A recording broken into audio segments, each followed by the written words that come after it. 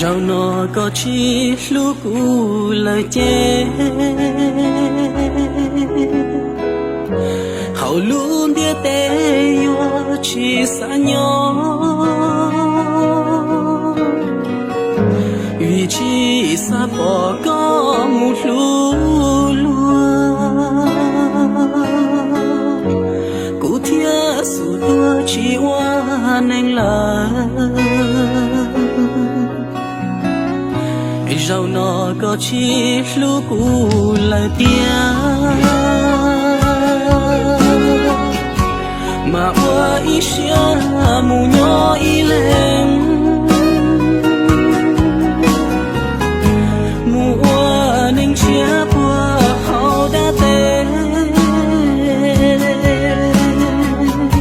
sẽ qua vừa chia tao cho kê cho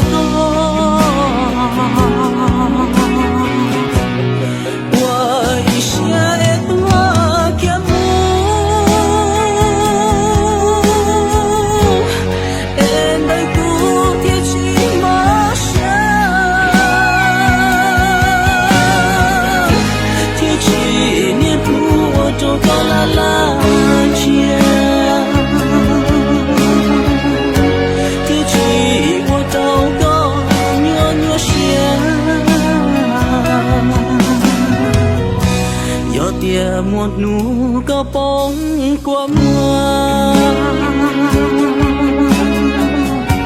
giòn trong cô chưa cô có cho chết nửa lúc mi thế chạy bự liêu tôi qua tôi không tôi từ lúc có đời nó khổ như thế này này anh em. Có ai đã từng trải qua như thế này ai không?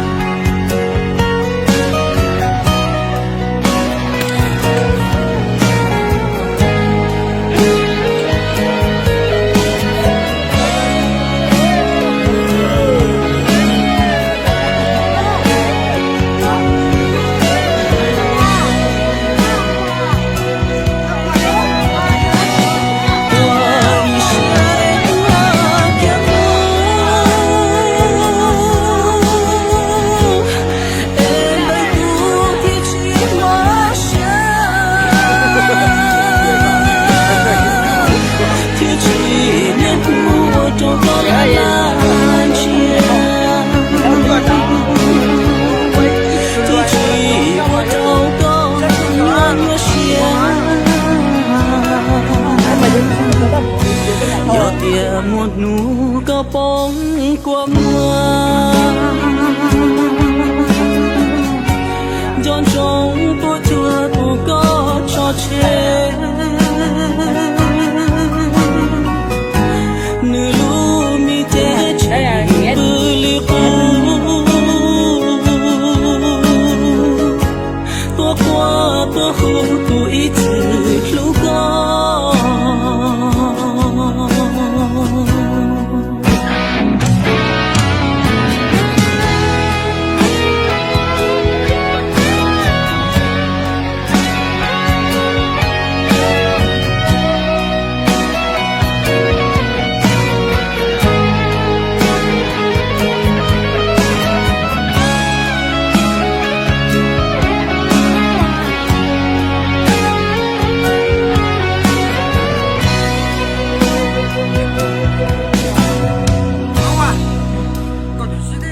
맞아.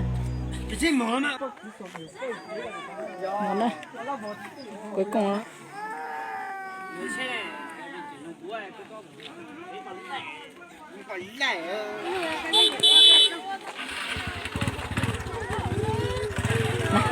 Này. Quay vô. Anh chờ nè.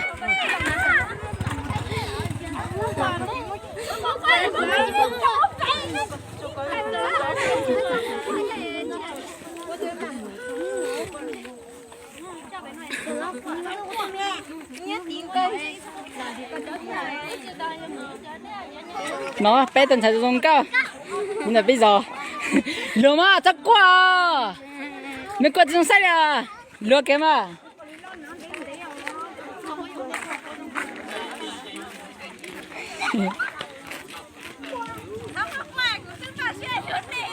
giờ thằng quá nói ba mẹ á